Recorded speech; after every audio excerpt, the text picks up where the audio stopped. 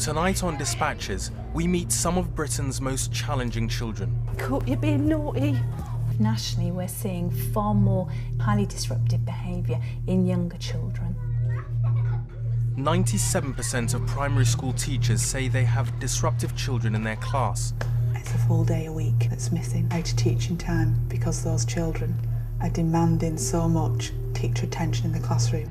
Dispatches examines some of the most effective solutions and asks why so little money is available to help hard-pressed teachers and desperate parents. I wish the government would actually realise that schools need this kind of support. It's not all about academics.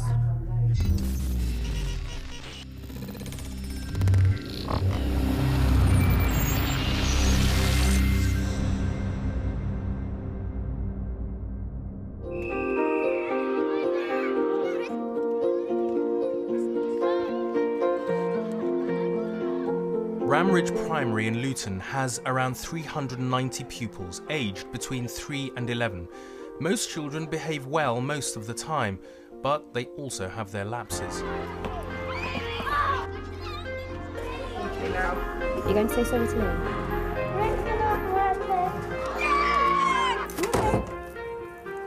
I'm always talking good for 1 year, then in the next one I'm like, Hit people and chuck chairs at them. I don't want to disturb the class, I just don't want to do the work. At the time you're doing it, you don't think like, oh, I shouldn't do this. whatever children's things just say anything to me, I'll just get up and out. 10-year-old Levi is one of approximately 750,000 primary school children in Britain who regularly disrupt classes. Why don't you want to go into Maple class? I need a reason. Today, it's a Monday and Levi is refusing to go into class. Let's go and find out what they're doing. And we'll go and have a look. Mrs. Hawkins really looking forward to having you in her class. Okay. If you walk off, Levi, you're going to end up going home. Kate is part of the pastoral care team in Luton. It's their job to cope with the school's more challenging children. We spend a large proportion of our time working with Levi and keeping him in class. You're doing what you did yesterday. Mrs. Kemp, come down here and let me explain. Can you get Mrs. Kemp, Callum, please?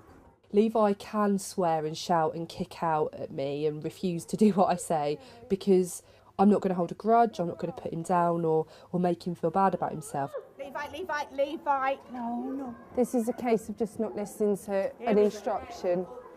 I'd like to say I'm the most valuable person in the school, but I think generally having the pastoral care team, the whole of us, is incredibly vital. I don't think the school could work without us. Levi has been in school today for 2 hours and 20 minutes, and already Kate has spent most of the morning trying to get him into class. Go away! But you need to make a choice. Come on. Without the things that we do, the teachers couldn't contain the children in the classes. They need the extra support, they need the extra help. It gives teachers the time to teach the children, which is what they're here to do. Levi, what choices are you making? No, that's really not an option.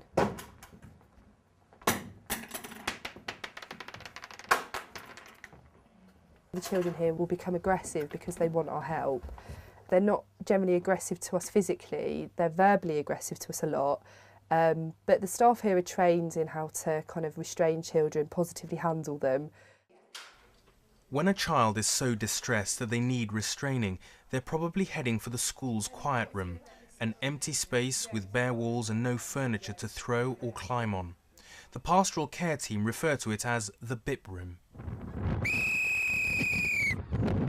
Stand still, please! Levi is a regular in the BIP room. Kate did finally get him into class this morning, but just 2 hours later, he's once again determined not to take part in lessons. No, Levi, that's not fair. What is fair? Nothing with you, is it? We're not going to do another 20 minutes like we did this morning. We'll give him two minutes and then we'll go to the BIP room. Levi, are you going to come into class? then we're going to have to take you to the bit room. We put it back on the child. We give them an option. With Levi, you've got 2 minutes to choose what you're going to do. You can either go into Willow class or we'll go into the bit room, and it's it's your choice, and then we'll follow whatever they choose. Right, Levi, we're going to go into the bit room. Come. No, Levi, stand up. No, sorry, if just take that and we will better walk in. Get off! Get off me! If we hadn't have walked Levi in, that could have ended with him leaving the premises. It's unlikely, but Levi could become aggressive to us. So if we're moving him into a safe place, into the quiet room, he's safe, we're safe. We're not disturbing anybody else's learning. It's not public, if you like, either. But it is the last thing we do that has to be done sometimes. Watch feet with him in grips. Thanks. But yeah, it's not the most pleasant part of my job. Get off! Get off! Get off me! Levi, good choices can still be made now. It's not the end of the road, is it? I'm going to leave you again for a few minutes. Think about what you want to do. Think about good choices, Levi. Not yet, no. Most of the time the children end up in the bit room. They've got to a point where they can't cope anymore, and it normally means that this is last chance, and you have to make the right choice or you're going home.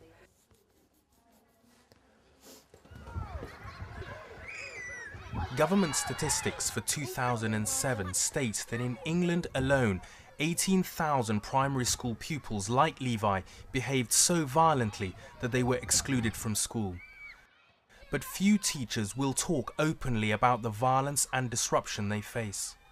Teachers feel they can't actually talk openly because it will be quite clearly put around that you are a troublemaker. 4 or 5 times I've been deliberately attacked by a child. You're so used to children refusing to do something that actually it becomes almost normal. When you have Ofsted inspections in schools, certain children are asked to stay at home for particular days. It might be seen that you're not managing that child very well, even though you are in fact managing that child well because they're not chucking things around the classroom. But how are you supposed to explain that to an Ofsted inspector? To discover the true scale of the problem and the impact these children are having on teachers and other pupils throughout the UK, Dispatches and the Teachers Union, the NASUWT, carried out the biggest survey that has ever been undertaken, asking primary school teachers about behaviour. The results confirmed what teachers are saying in private. 2/3 of the teachers surveyed say there is more challenging behaviour now than when they started teaching, and 3/4 said they have problems with physically aggressive children. We had a child. He would swear, he would hit children. One day as he was going down with his Year 6 child, he pushed her down the stairs and she broke an arm. That was when he was 6. You imagine a child like that being in a class and your child being in there? One child got out a lighter and set fire to the tissue paper holder, which ignited into quite a strong fire, and the school had to be evacuated and was closed.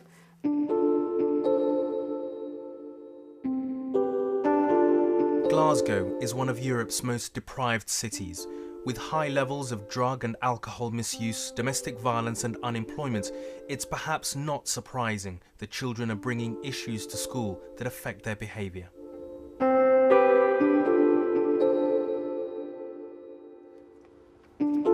Nine-year-old Jordan lives in the north of the city with her mum and her 2 brothers.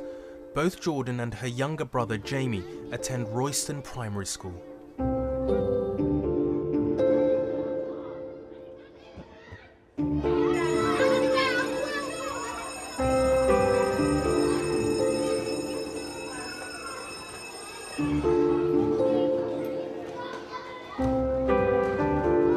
Jordan's favourite teacher left the school due to ill health a few months ago, and since then, Jordan has become increasingly disruptive.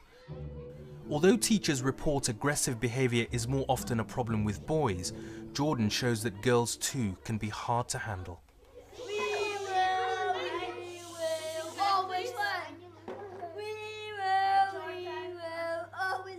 The teacher was very, very ill and had to stay off for a long period of time. And that was when it really kicked off, as we put it, that's a technical term.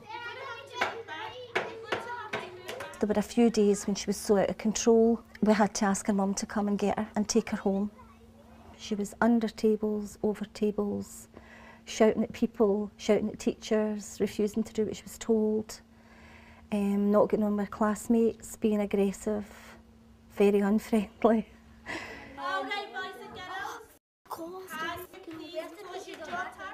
The way I see it is there's a really nice girl in there. I've seen her, I've met her, but she doesn't let many people meet that.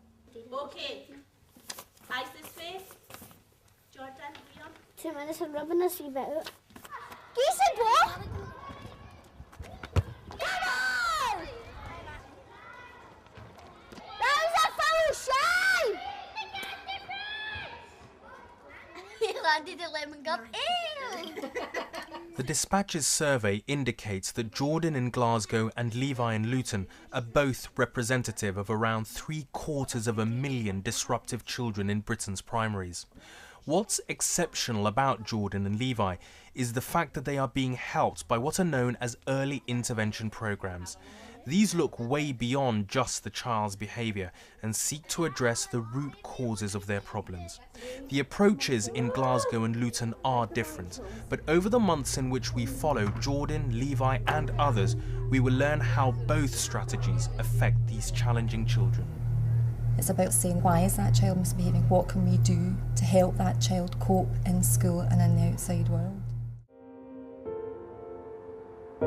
Dispatches has spent 7 months with some of Britain's most challenging primary school children and found in an exclusive poll that 97% of the teachers we surveyed say they have disruptive pupils in their class. Here in Glasgow, in response to this problem, the authorities have been fully funding a unique experiment in 58 primaries. At a cost of £60,000 per school, an entire classroom is devoted to a nurture group, a room for 8 to 10 children that is designed as a bridge between home and school, with a kitchen, dining table and living space, as well as a teaching area. Right, you pass your plate up for us, please. Children who are disrupting classes come to the nurture group for part of every day. Their teacher can then get on with teaching, but the children also get the attention they need to overcome the immediate problems they're struggling with. But see, when I go off in a temper really bad, well, I can't really stop it. Help you out with your anger and feelings and behaviour. They tell you to go to the calm places, like take deep breaths and go and sit on the couch and count to 10, then when you're ready, go up and say that I'm calmer and all that.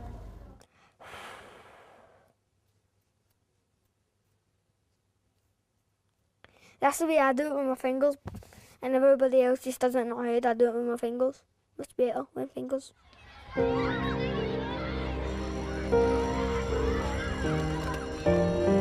On the east side of Glasgow is Wellshot Primary, a school of 350 pupils. It's 9-year-old Jason's first day here. For the last year, he's been taught in isolation and not allowed into the playground with other children because of his aggressive behaviour. Jason. At Wellshot, he's gone straight into the nurture group. Jason's just joined us from another school. This is his first day today. He was very anxious, very apprehensive about coming. He definitely was on edge most of the day. From the previous school, we do know that they found that they could not educate him in a mainstream class. He couldn't be with other children. He had to be educated on his own in a separate area. He didn't get out to play or mix with the other children at playtimes and lunchtimes because of his aggressive behaviour. The other children were frightened and scared of him. Get me out of here, quick and smart. You've been a bad boy. No, I'm not. Get me out of here. He has not been used to interacting with other children. So we thought the nurture class would be an environment for him where he gets a chance to interact in a more positive way. Jason demonstrated this morning already some concerns in his behaviour. The locking up of the house corner, making the place secure, shows a sense that he is insecure in himself and very anxious. Also, while we were doing a listening activity, he was making the tiger bite and hit the person next to him, therefore acting out some aggressive behaviour. All in all, he was containable and fine for a first morning, but I foresee quite a few problems ahead.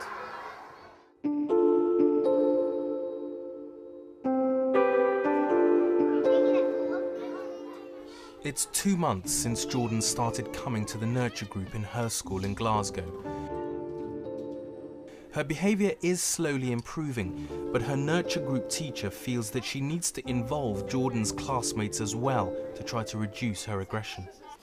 Jordan was not getting on well with the other children in the class, most especially the girls. The girls were quite intimidated by her, so were the boys, but mostly the girls. You take your unit for a walk and I'll walk. Move. Dama, go to work. Put everything away. Dad doesn't go there, Dad goes in. You just go to work, see you later. You tidy the house up. You get to work. Say it, Mum. She was completely unpredictable, and the children were afraid of how she was going to react if they happened to bump into her or if they said the wrong thing. And we thought, she doesn't have any friends. I decided to put the girls together so that hopefully the girls in the class would begin to see the Jordan that we know, who's very kind and likes people, but for some reason doesn't like to show that side of herself. A key part of the nurture group approach is to positively reinforce good behaviour. I'm going to embarrass Jordan now, I think, because the Jordan we have in here works really hard at her manners, being kind, like I told you last week. She is fantastic with the younger children. She's very patient, she's very helpful, and she's earned those 20 stickers. She didn't get them for nothing. She's embarrassed. Now, it's not often you see that, is it? How many of you get embarrassed? So, Jordan's just the same as the rest of you. She gets embarrassed by the same things. So she's not so different from you. Now, no, not every girl.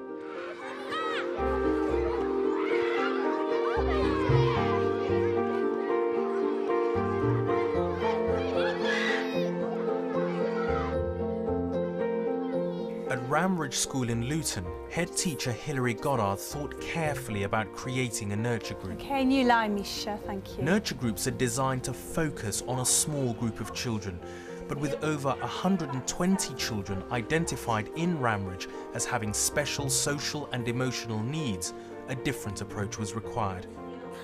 Good afternoon, everyone.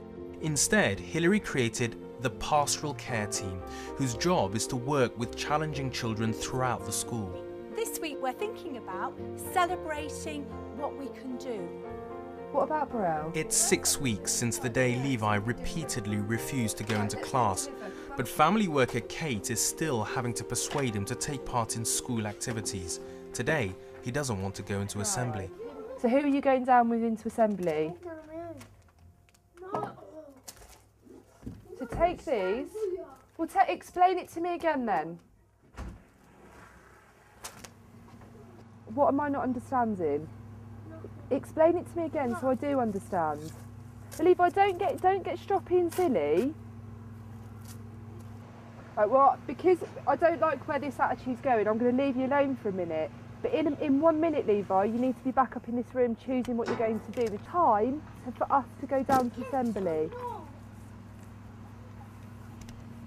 If I hadn't have been there today, he would have gone home. If the children kind of have moments where they need take-up time, if you like, it's me or Hilary, and that's pretty much it. I mean, the other BSAs can do it for as much as they can, but they have to be in class. Ramridge has a behavioural support assistant, or BSA, in every class. Many schools have BSAs. What's special here is the way each one has specific responsibility for 6 key children who have been identified as needing particular help. They sit down with these kids every week and set behaviour targets. Can you remind me what your target is? Don't react when the teacher tells you something. Don't react. How shouldn't you react? Don't react. Go on, you're halfway there. Don't react angrily. That's the one. Without when the teacher tells you to do something. Once targets are agreed, progress is then carefully monitored, with every incident reported in writing. Right, there you go, take the pen. Okay, we go. If I have to go, you know what that will mean, don't you? You know what that will mean. It will be a trip to Mrs. Goddard's office and it will be a phone call home. Stop. Take the pen.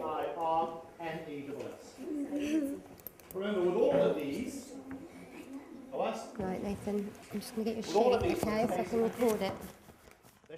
Once we've identified how a child is disrupting their own learning and the learning of others, then that enables us to set very focused targets for that child. I have this chart. 1 means poor behaviour, 2 means satisfactual, and 3 means good, and 4 means excellent. Levi too has to agree new targets with his behavioural support assistants every week. I'd like you to try just one afternoon in class. Okay? You happy with that? Miss Miranda give you a new target, and then if you've achieved that one, then you get a new target. But if you ain't, and you're still on that target, I got to stay in class for 1 whole day in 1 whole week. I know, you did it really good, you did it really well. Sometimes it's really hard, but we just can't do it. When Levi feels he can't cope, he walks out of the classroom. His new target is to stay in class for a whole day at least once a week. Levi, are you asking for 5 minutes time out?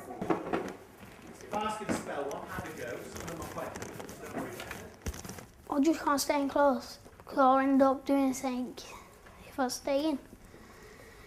But if I go out of the class, then I'm all right then, because I know I ain't going to do nothing. And he's really... Right, let's go and have a bit for a while. Another of Ramridge's more challenging pupils is 9-year-old Casey. He was particularly disruptive when he first arrived at the school. Today, he's heading for the BIP room and is struggling to keep up with his most recent behaviour target. My target used to be staying in class, but then it changed to not letting people wind me up, and now it's like to not hit people like that, something like that. So you need to shut the door. Okay, so let's shut the door, please. Thank you. Right. What happened? What's been said that's made you angry?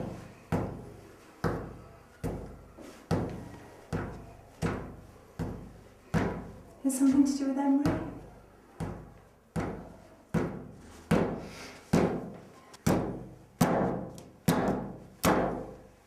When you're angry, it's like you don't care if any of the teachers are holding you. You want to get off and go and do what you was doing.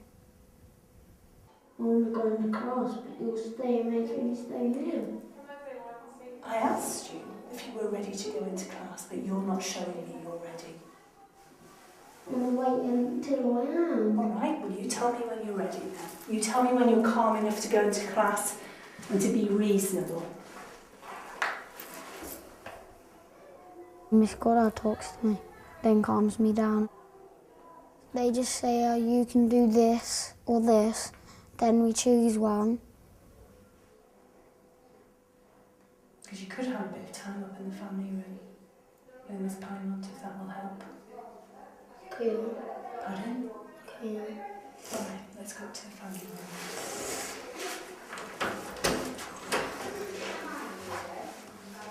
How was playtime? No? What happened? Remember tripped me up. Did he? What were you doing when Emery tripped you up? When you were playing? Beating him up. You were beating him up? Oh, okay. And how did we get to fight with Emery? Yeah. He tripped you up Started first? laughing. Okay. Did that upset you more than him tripping you up? Yeah. Yeah. If he didn't go start laughing, I wouldn't have tripped him and went for him. Okay. I get really, really angry, and when I calm down, I do say sorry and all that. Hilary has brought Casey and Emre together to try to settle their differences. If you tell me your story on this morning, and then Emre tells me his story, we listen to each other, and then we see what's in the middle. After you were hurt, you lost your temper, didn't you? What happened when Casey lost his temper? He pushed me and I pushed him back.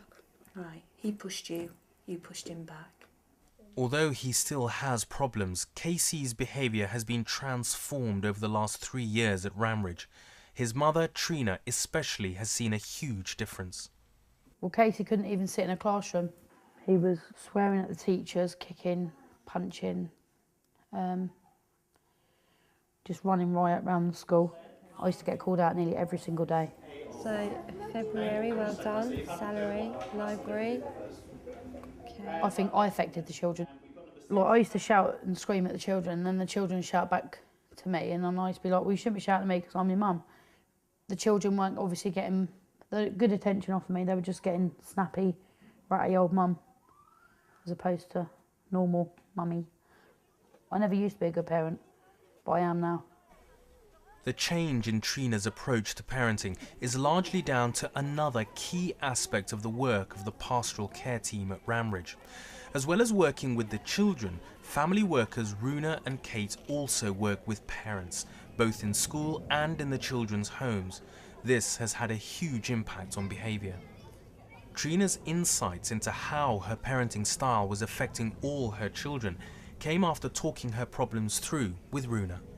We were having huge difficulty with the boys at school with their behaviour and managing their behaviour. She was having some significant problems at home. At the time, there were many agencies involved with Trina. If she wasn't here, or she didn't get me the help that I needed, then I think then I'd probably wouldn't even have any of my children with me. I have put in place for Trina counselling as well as parenting support. For the children, there's been support at school through mentors, through real consistent boundaries, and showing Trina how that works at school has helped her to put those things in place at home. I think I'm getting to know a little bit more about how things work, so it's a lot easier for me, and it doesn't, like, I used to, you know, like when you sweep something up and it always been a big pile, now it's not, it's all neat.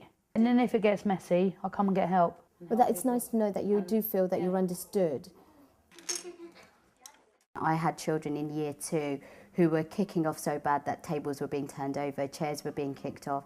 Now I see those children managing to stay in class every single day. Because the intervention was put in so early with the families and with the children, we've been able to move them on, but also the families on. In the Dispatch's poll, the majority of teachers we surveyed, 89% nationally, blamed poor parenting skills for bad behaviour. So, not surprisingly, parental outreach was the intervention that teachers surveyed believe will be most effective in tackling behaviour.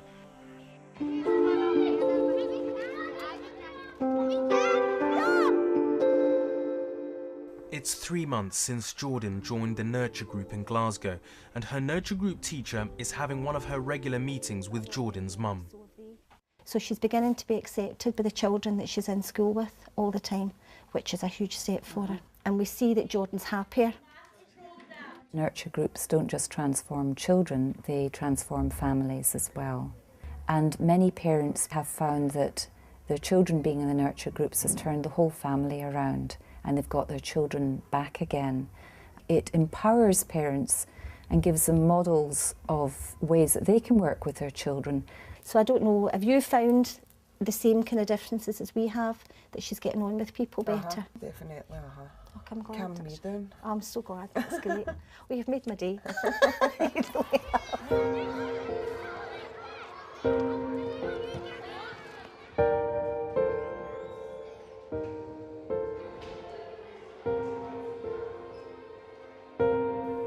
east of Glasgow, Jason's been at Wellshot for just a month and is already trying to spend a little time every day in mainstream class, but is proving challenging, not only for Jason, but also for his form teacher and classmates.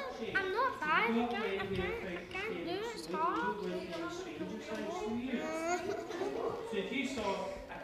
Well, you should be telling me the answers. I don't know what behaviour or night in it. Watch here. Although Jason's making progress, his time in the nurture group is still vital, not only for him, but for the whole class. When these children are taken away from the mainstream class can function properly and without interruptions, without the time being spent on these particular children. So it's a win-win situation. Teachers now wonder how they managed without a nurture class. Jason's mum, Sandra, has also seen the benefits of the nurture room. We're going to try and have him fully reintegrated into his class by the end of June. Oh, that's good. So I'll work closely with the class teacher so that we have a consistent approach, so we're both doing the same things with him. They said he was an angry boy, for what reason I don't know, you know what I mean? It's just for me, it needs a wee bit of help because of my life, you know what I mean? I need to get my life sorted out. To do first. He's been through a lot in his life, right? I was an alcoholic at one time, but I did my time in rehab. And I used to blame the teachers. I think this is quite a good room to calm Jason down. How are you? In my house.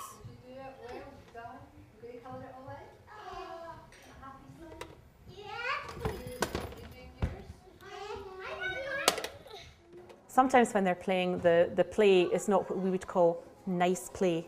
Mickey's dead and Rey Mysterio killed him. You have to just stand back and let them act out how they're feeling. Make sure you step in when it's safe, interact positively with them, but not judge them or not say don't do that when they're burying dead bodies in the sand or they're putting the stuffed toys in the oven. Just to stand back and let them get all that out, because who's to say what they've seen or heard before they've even come to school that morning. But children like Jason are the exceptions. Even though a nurture group can cost as little as £40,000 a year to run, only a tiny minority of schools in the UK currently offer this kind of support. And even those schools that do have a nurture group are in many cases facing funding crises as local authorities look for savings. I can't honestly say that next year this nurture room will be open because we haven't got that funding. In an exclusive Dispatches poll, 85% of primary school teachers we surveyed say they regularly face deliberately defined behaviour.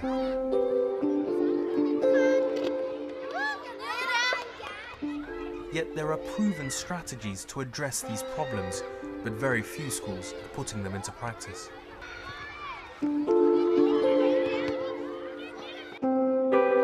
In Glasgow, Jason has now been at Wellshot for 4 months and is responding well to the nurture group approach.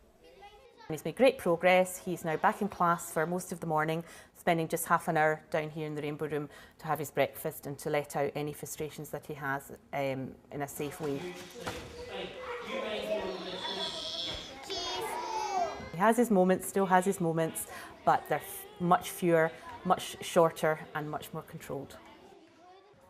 But nurture groups don't just lead to improved behaviour. Glasgow City Council spends £3.5 million a year on nurture groups and has been carefully monitoring the progress of children they are trying to help. Their research confirmed that the behaviour of children in nurture groups did significantly improve, but it also indicated that the council's investment is paying off in other unexpected ways. The research showed that, to our surprise, that the children in the nurture groups overtook the children in the control groups and actually were doing better at the end of the year in terms of literacy and numeracy. Which one are you on, D? Aye. Good. Right, you can do this one and then you can take it down and show Mrs. Gilby. So, as well as taking the source of disruption away from mainstream classes, nurture groups also return challenging children more ready and willing to learn. flies by, doesn't it? When you're having fun. It's having fun doing what? Think so. It's right on the line. Did you get your work done? Oh my goodness, look at Not that. that top bit, that was No, the bottom bit. I'm going to have to move it down a little bit. Oh, it's really, really tidy too. I'm really, really proud of you. I think you've done very, very well. No, put your... Okay, good girl, well done. Off you go. The Council's research findings have fully vindicated its decision to invest early in these challenging children and avoid much greater potential costs later in their lives.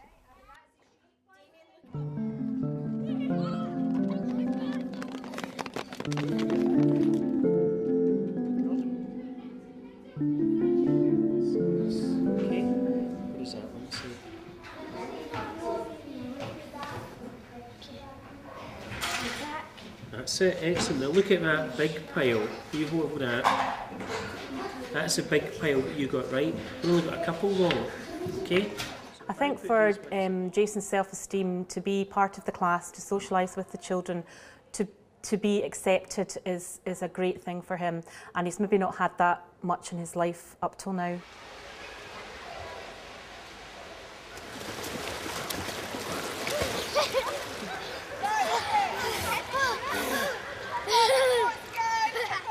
Today was a big deal because you were going swimming for the first time. And I got a report that you were absolutely fabulous at swimming. Well, we've got a certificate for you to say that you were excellent at swimming today. We're really proud of you. Give me 5. Well done. Well done, son. Well done, Jason. Brilliant, son. Since he's came here, I really do see a big difference. It's down to Jason, and it's down to me and all to make sure that he does behave. The Dispatch's poll showed that over 56% of teachers we surveyed say that dealing with bad behaviour frequently gets in the way of teaching and learning. But despite the overwhelming evidence that nurture groups are highly effective and can give teachers more time to teach, the continued existence of even the most successful isn't guaranteed. Inns Primary School in Wigan has won an award for its nurture group. One child who's benefited is Tyrone. Absolutely terrific, that fellow. Absolutely brilliant. 10-year-old Tyrone used to be at high risk of exclusion, but with the help of the nurture group, not only has his behaviour improved, his reading is now 2 years above average. Treasure Island is the story of a young boy's adventures, how he set off as a cabin boy. Mum Amanda is a strong advocate of the nurture group. I'm an army wife. I've been for the last 15 years, and Tyrone, all he ever known is army life, so he's swapped and changed schools a lot. Beforehand it used to be fights upon fights, couldn't talk to him. We're just not fighting now. It's nice not to have the fights. Tyrone. But Tyrone could be one of the last children to benefit from the nurture group here. The room was set up with a £45,000 grant from central government. But while the council in Wigan strongly advocates nurture groups, unlike Glasgow, it doesn't cover the costs of running them. So ongoing expenses now have to be found from savings elsewhere in the school budget. With a large deficit this year, head teacher Gillian Hyde can't guarantee the nurture room's future. It does cost us £55,000 a year, and we know it is a luxury. It shouldn't be a luxury. Other schools should have exactly the same as us, but we can't afford to lose it. But I can't honestly say that next year this nurture room will be open, because we haven't got that funding.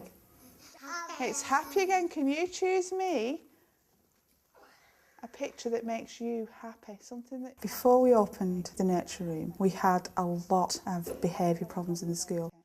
There was a lot of emotional, social behaviour problems that just couldn't be dealt with when you were trying to teach a class of 30. If the money stopped, if the room didn't exist anymore, then that support wouldn't be there for those children coming into the school. Their problems would compound as they went through the years. By the time they reached Key Stage 2, we're reaching a point where we've got a behaviour problem that may well be irreversible. And that's, you know, a sad loss for the child and a sad loss for the school. Fully funding early intervention strategies like nurture groups is difficult politically because the full impact can only be seen in the long term. But a British Medical Journal study showed that by the time they reach adulthood, children who had conduct disorders cost the state on average £70,000 through criminal justice, social services and education. So an investment of just a few £100s early on can reap huge savings later in a child's life. It costs us in primary education £600 a term per child. If a child who hasn't had that kind of intervention at primary and goes on to secondary, and they're the children who are most likely to have poor attendance, to be in trouble with the police, the cost then to support those children is vast. The stuff that goes on in kids' lives, that does mess them up a bit. And having a room like this, they can bring those problems into the school and talk about them, and the school can support them. Right, Keris is happy when she's walking with her dog. If the government really want to invest in early years, as they said they will do, they must invest in nurture groups, because time and time again it's shown it does improve a child's self-esteem, a child's motivation to want to learn. If they're motivated to learn, they will learn. I wish the government would actually realise that schools need this kind of support. It's not all about academics.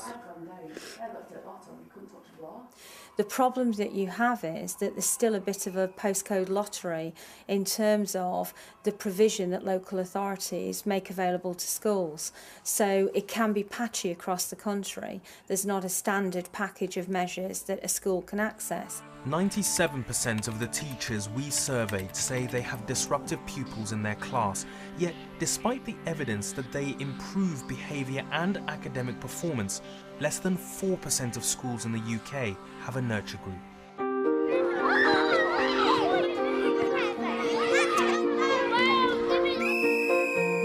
The school year is coming to an end in Luton, and it's time for the pastoral care team to assess the progress of Ramridge's most challenging children. But I wanted to highlight two children in particular, Casey and Levi. Levi, he made 2 points progress in numeracy, 6 points progress in writing, and 8 points progress in reading. Wow. Casey made 6 points progress in numeracy, 6 points progress in writing, 5 points progress in reading. So he has made incredible leaps. Even though he has his wobbles behaviourally. Yeah. 6 points progress is an average child's 2 years progress. And from Mrs. Goddard, Levi, for proving to himself that not giving up and frequent practice really does work. We see far less of the aggressively defensive behaviour from Levi, and he is in school and he is learning, and it is a place he really wants to be, and that's quite an achievement. Levi, Casey, Denise, Fawzia, for working well in numeracy, making a good effort. So just give yourselves a pat on the back for that from me. Thank you. Get off me! Over the 6 months of filming, Levi has made the journey from frequent visits to the bit room to finding the confidence to pursue an emerging talent as an artist. We're doing Pandora's box, and we all got things to draw, and I got jealousy. So I said if we could do ink on a piece of paper, fabric, mine one's right at the end, the black one. It makes me feel good. I'm proud of myself, what I've done. Because if you don't try, then you don't know what you can achieve. What happened? KC's journey from regular exclusion to making 2 years academic progress in just 3 terms also exemplifies the school's success. Something recognised by Ofsted in October when it specially commended Ramridge on its pastoral care.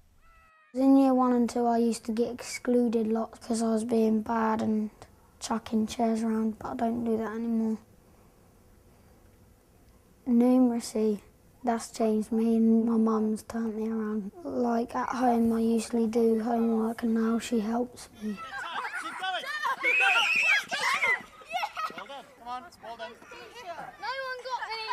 We struggle with her work really, really hard, but I'm turning around now.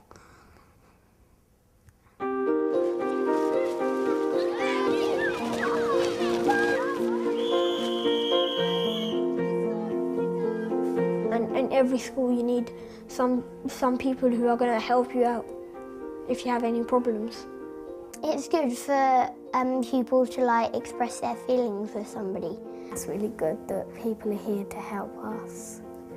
It's good to talk to people, isn't it? Because you have to let your feelings out. Standing up, please, David.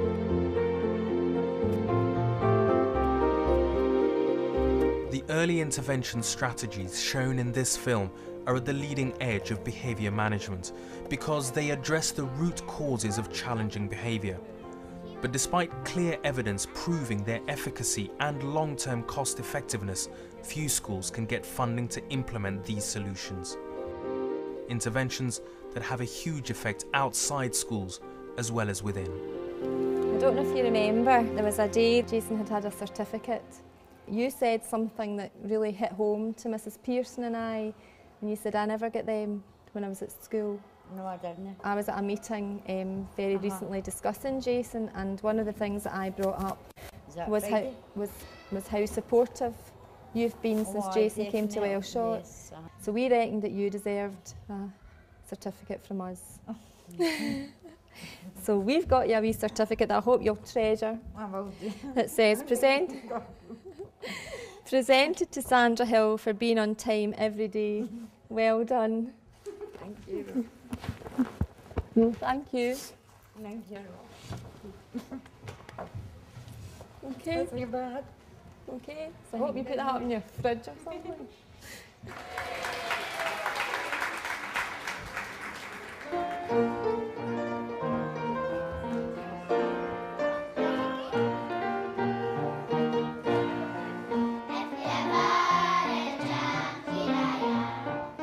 I was extremely proud when I saw Jason standing on the stage singing with his classmates, interacting positively with them, joining in all the actions and really loving every second of it and just being a true member of the class. Who'd have thought that would have happened 4 months ago?